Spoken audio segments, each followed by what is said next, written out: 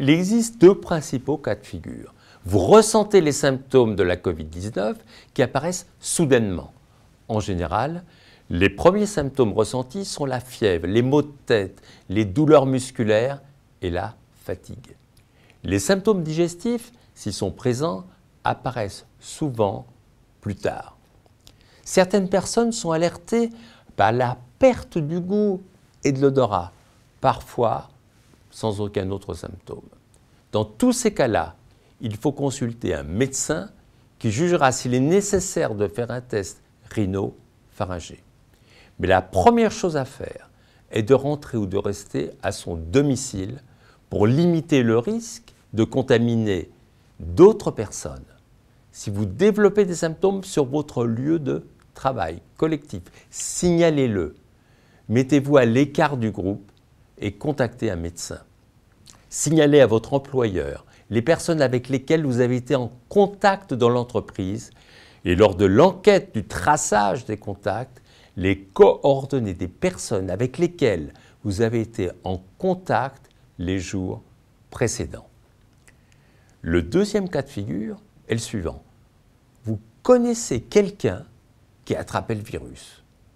Comment estimer si vous êtes un cas contact à risque?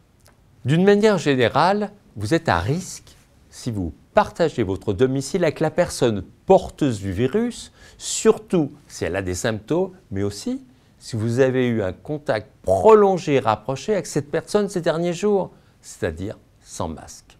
Si vous êtes un cas contact à risque, il est important de prendre conseil auprès de votre médecin, de l'ARS ou de votre CPAM qui décideront si un test rhinopharyngé est nécessaire.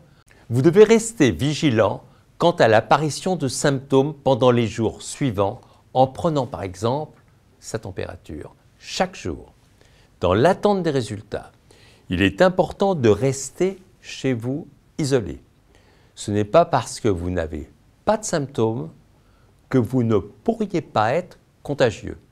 Si vous êtes testé positif et que vous n'avez aucun symptôme, vous devez rester isolé pendant 7 jours à votre domicile. Si vous avez des symptômes, la période de 7 jours s'applique également, mais il faut en plus attendre 48 heures après la fin des symptômes comme la fièvre. Attention, si vous êtes un cas contact à risque et que le test rhinopharyngé est négatif, vous devez toujours appliquer les mesures barrières et rester vigilant quant à l'apparition de symptômes dans les jours suivants, le test rhinopharyngé pouvant être faussement négatif.